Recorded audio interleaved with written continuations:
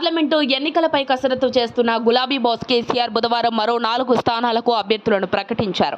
ప్రధానంగా నిజామాబాద్ స్థానం నుంచి ఎమ్మెల్సీ కవిత మరోసారి పోటీ చేస్తారని చర్చ జరుగుతుండగా లోక్సభ అభ్యర్థిగా మాజీ ఎమ్మెల్యే బాజిరెడ్డి గోవర్ధన్ పేరును ఖరారు చేశారు కేసీఆర్. దీంతో కేసీఆర్ ప్రకటన రాజకీయ వర్గాలను ఆశ్చర్యానికి గురిచేసింది. ఇటీవల తెలంగాణ అసెంబ్లీకి జరిగిన ఎన్నికల్లో మాజీ ముఖ్యమంత్రి కేసీఆర్ గజ్వేల్ స్థానంతో పాటు కామారెడ్డి స్థానం నుంచి సైతం పోటీ చేసిన సంగతి తెలిసిందే. సిట్టింగ్ ఎమ్మెల్యేగా ఉన్న బాజిరెడ్డి గోవర్ధన్ రెడ్డి నాడు అధినేత కోసం స్వచ్ఛందంగా తప్పుకొని పార్టీకి పూర్తిగా సహకరించారు. ఈ అంశాన్ని దృష్టిలో ఉంచుకొని నిజామాబాద్ ఎంపీగా ఆయనకు అవకాశం కల్పించారు కేసీఆర్. ఇక ఎమ్మెల్సీ కవిత గతంలో నిజామాబాద్ లోక్సభ స్థానం నుంచి 2 సార్లు పోటీ చేశారు. 2014 ఎన్నికల్లో నిజామాబాద్ నుంచి గెలిచి పార్లమెంట్లో అడుగుపెట్టిన కవిత 2019 ఎన్నికల్లో ధర్మపురి అరవింద్ చేతిలో ఓటమి పాలయ్యారు. అయినప్పటికీ నిజామాబాద్ పార్లమెంటు నియోజకవర్గ పరిధిలో పలు కార్యక్రమాల్లో చురుగ్గా పాల్గొంటున్నారు.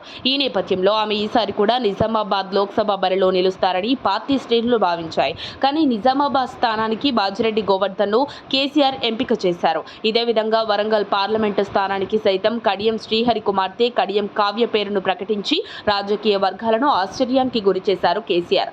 జహీరాబాద్ పార్లమెంటు స్థానానికి గాలి అనిల్ కుమార్ పేరును బీఆర్ఎస్ అధినేత ఖరారు చేశారు. ఇక చేవెళ్ల అభ్యర్థిగా రంజిత్ రెడ్డి ఈసారి ఎన్నికల్లో పోటీ చేసేందుకు ఆసక్తి కనబరచకపోవడంతో కాసాని జ్ఞానేశ్వర్ ముదిరాజ్ పేరును కేసీఆర్ ఖరారు చేశారు. మొత్తానికి కవితని కేసీఆర్ పక్కన పెట్టడం బీఆర్ఎస్ వర్గాల్లో దుమారం రేపుతోంది. మరిన్ని అప్డేట్స్ కోసం మా కాయ్ టీవీని సబ్స్క్రైబ్ చేసుకోండి. మా వీడియో కనుక మీకు నచ్చినట్లయితే లైక్ చేయండి, షేర్ చేయండి. మీ విలువైన అభిప్రాయాలను కామెంట్ బాక్స్లో తెలియజేయండి.